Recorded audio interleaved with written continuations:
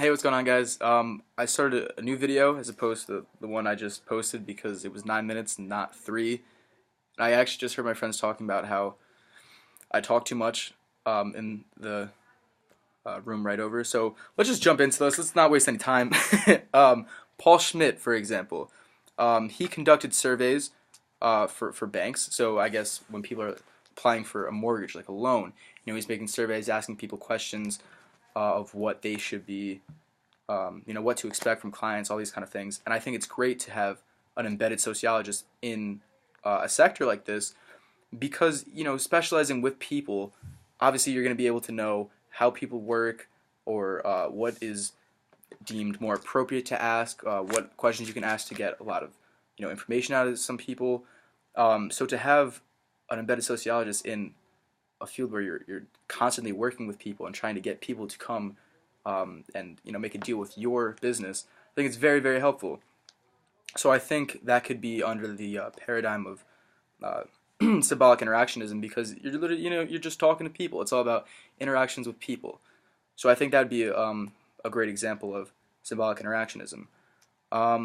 As far as Preston Beckman, who schedules TV for Fox, like American Idol and things like that. Now I thought to myself, like when I was in elementary school, I had kids, like, my friends and I would watch American Idol like every Tuesday night or so. So he was basically constructing a schedule for America in a way. So you could think of that as like a functionalist point of view because media is a huge outlet and media plays a big role in how people live. It's a function of society. So I think by playing such a big role in doing so, yeah, you're kind of in a way you can think of it in functionalism in that respect. It also could be symbolic interactionism in the way that you're having a direct route to how people spend their free time. So maybe American Idol could be like a symbol of free time in America. So it could be thought of that way as well. Also, Christine Morton, who uses correct phrasing in her Word documents to apply to people, as they were saying. And again, that could also be symbolic interactionism, just because, again, it's working directly with people. However, in one of the phrasings, or one of the quotes from the article, it said that she would say, African American women instead of like African Americans, for example. So maybe be more specific.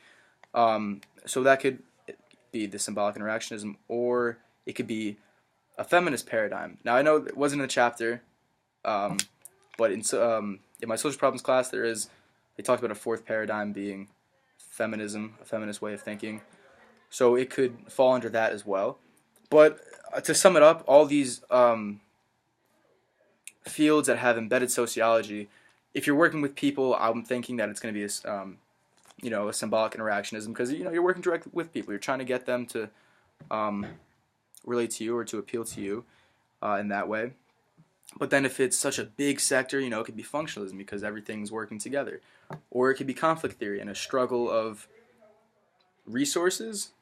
So, in the examples listed, I didn't really pick up on any of that, but I'm sure there's plenty of examples.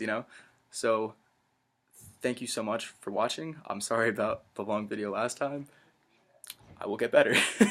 Thanks.